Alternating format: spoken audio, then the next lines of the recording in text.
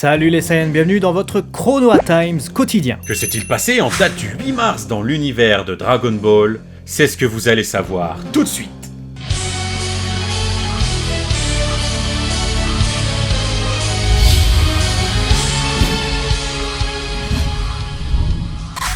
Ah, on va enfin parler de l'épisode 148 de Dragon Ball. Vous savez, cet épisode qui a attiré l'attention du CSA en France. On vous l'avait teasé dans le Chronoa Times du 1er mars. Après, on parle pas de la diffusion japonaise avec cette date? Si, mais c'est surtout pour dire que cet épisode n'a eu aucun souci au Japon, mais qu'en France c'était THE épisode qui a fait démarrer les croisades contre Dragon Ball dans nos contrées. Croisades qui ont duré d'ailleurs plutôt longtemps dans les années 90. Malheureusement, faut dire que cet épisode était probablement l'un des plus violents de toute la série. Goku s'étant fait transpercer, il se fait casser les membres, on croit qu'il est mort, mais malgré tout, il remporte le Tenkaichi Budokai, ce qui n'est pas rien. Après un âpre combat contre Ma Junior, dans lequel se sont glissées pas mal d'erreurs. D'erreurs? Ouais, genre ici les protège-poignets de Goku qui disparaissent alors que Dieu vient tout juste de lui restaurer sa tenue. Ou encore ceux de Tenshinhan, là.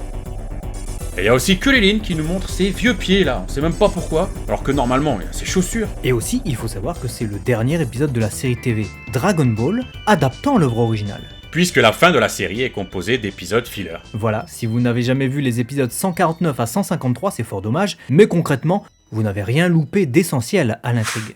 Le 8 mars 1995, le public japonais a découvert l'épisode 259 pour la première fois. L'épisode des Super Ghost Kamikaze Attack contre Majin Buu. Les différents fantômes de Gotenks héritent de voix bien différentes et ne sont pas tous incarnés par Masako Nozawa, la voix de Son Goten, et Takeshi Kusao, la voix de Trunks. Ceux-ci sont clairement désignés sous le nom de fantômes, en japonais Obake, et non Ghost, Ghosto, comme dans le nom de la technique.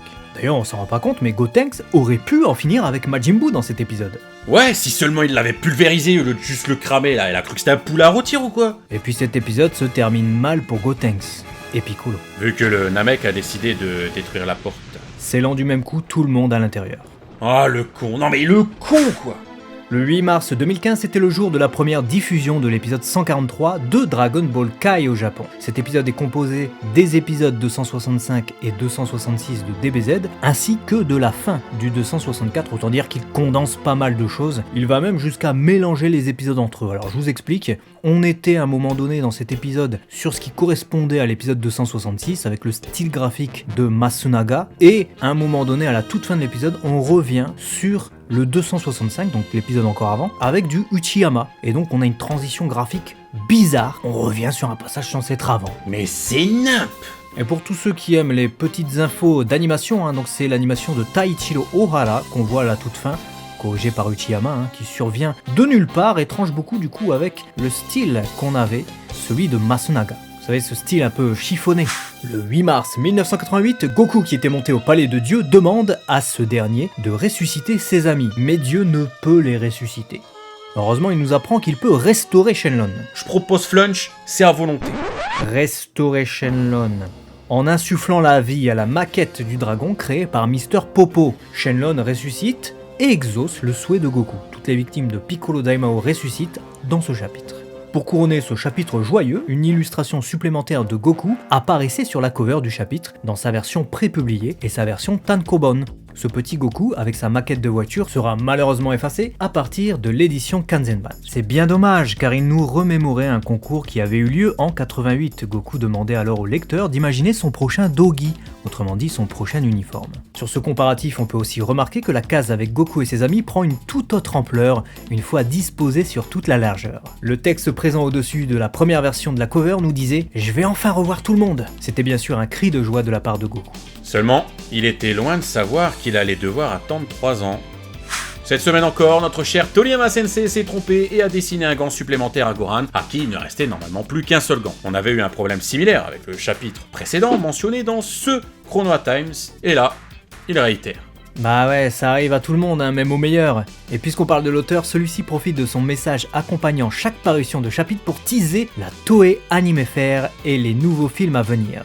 Enfin, dès ce week-end, la Toei Anime Fair débutera avec du DBZ et du Dr Slump. Allez-y absolument!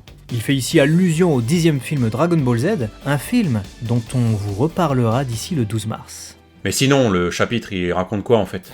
C'est le chapitre dans lequel Majin Buu fait ses preuves en envoyant valser Dabra dans le décor. Goku et Vegeta, sentant le ki de Majin Buu, eux, interrompent leur combat. D'ailleurs, on a encore une fois Vegeta qui sous-estime la menace. C'est si caractéristique du personnage dans Dragon Ball que voir Piccolo dire le contraire dans le chapitre 61 de Dragon Ball Super était totalement absurde.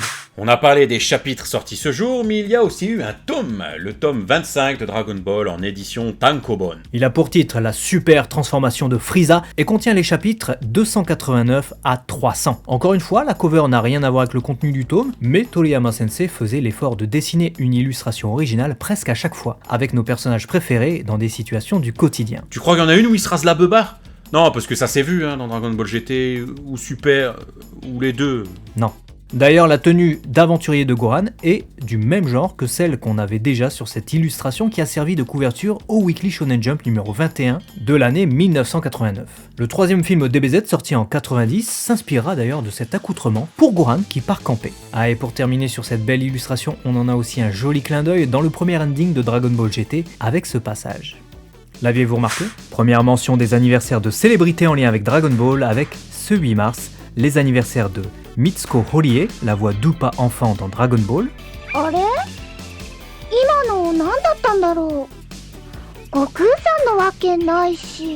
Ainsi que de Yuka Komatsu, la voix de Caulifla, la Saiyan de l'univers 6 de Dragon Ball Super.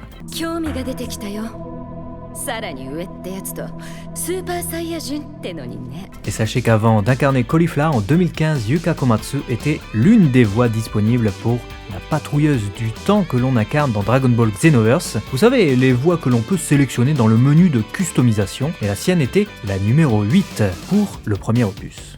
Voilà qui conclut cette journée dédiée au 8 mars. Quelle anecdote avez-vous préférée? N'hésitez pas à nous le dire dans les commentaires, on se retrouve dès demain pour une nouvelle vidéo. Matane.